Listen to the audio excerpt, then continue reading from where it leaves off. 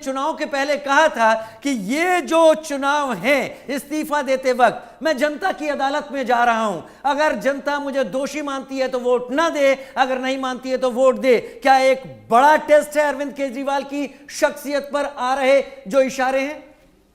राजीव जी, सचमुच में ये इलेक्शन एक तरह से ऐतिहासिक मोड़ है।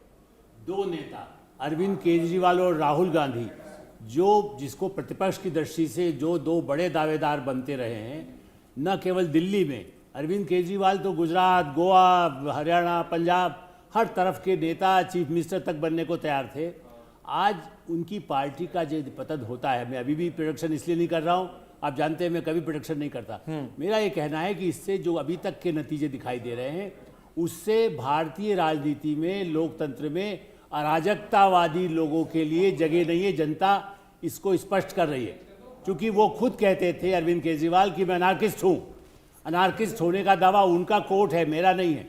इसलिए अनार्किस्ट के लिए समाज में जेल में रहते हुए कोई अपने को मुख्यमंत्री कहे, ये भारत के इतिहास में पहली बार हुआ है। दुनिया में कहीं ऐसा नहीं होता है। साउथ कोरिया में अभी ज़रूर एक इस तरह का केस आया है वहाँ के प्रधान उनके लिए, लेकिन वहाँ की स्थितियाँ, वहाँ के लोकतंत्र की अलग है।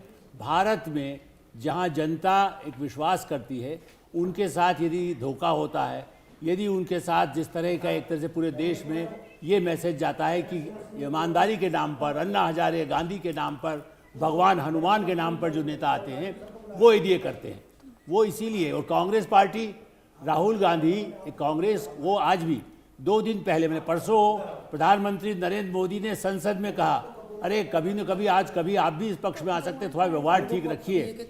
मैंने वो सद्भावना देते हैं कि लोकतंत्र में एक बड़ा राष्ट्रीय दल सामने रहे। राहुल गांधी के प्रति दुर्भावना नहीं होती, लेकिन उनके कदमों से कांग्रेस पार्टी भी किस तरह पतन पर जा रही है। वो दिल्ली में ही रहे, दिल्ली में पढ़े।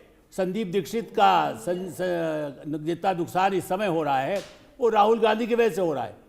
अलका लांबा, उनका यदि नुकसान होता है तो राहुल गांधी की वजह से हो रहा है। सचिन पायलट को जो नुकसान हुआ है, राजस्थान में हुआ है। कितने ही नेताओं के नाम गिनाइए, और इसीलिए कई लोग छोड़ करके भी चले गए। इस दृष्टि से इस चुनाव के खाली आंकड़े पर मत जाइए, इससे भविष्य का नक्शा दिखाई देता है कि भारत की जनता, भारत का गरीब आदमी ज़्यादा सशक्त और समझदार हो रहा है। राजीव जी, आगे कुछ कहना चाहते हैं? चलिए, तब तक और बात में, जब तक हमारे साथी मैं ये कहना चाहूँगा कि देखिए, ऐसा है कि मैं डंके की चोट पे कह सकता हूँ कि भाजपा का कमल खिलेगा नहीं, खिल गया है। पहली चीज़।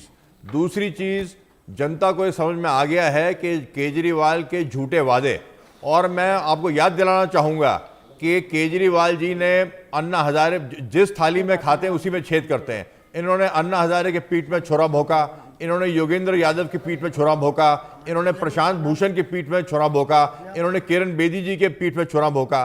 कहने का मतलब ये है कि इनकी करनी और कथनी में जमीन आसमान का अंतर है। एक बड़ी खबर, ब्रेकिंग न्यूज इस वक्त आ रही है। लगातार चूंकि आंकड़े बदल रहे हैं, गांधीनगर से अब रुझान आ गया है। सुल्तानपुर माजरा से भी आम आदमी पार्टी के मुकेश अहलावत आ गए हैं। बिजवाजन से बीजेपी के कैलाश गहलोत आ गए हैं। पटेल नगर से बीजेपी के राजकुमार आनंद आगे हैं। तो रुझान जो अब आ रहे हैं, गांधीनगर से बीजेपी के अरविंदर सिंह लवली, जो पहले कांग्रेस में हुआ करते थे, वो आगे हैं। तो अब धीरे धीरे ये तस्वीर जो है स्पष्ट होती हुई नजर आ रही है।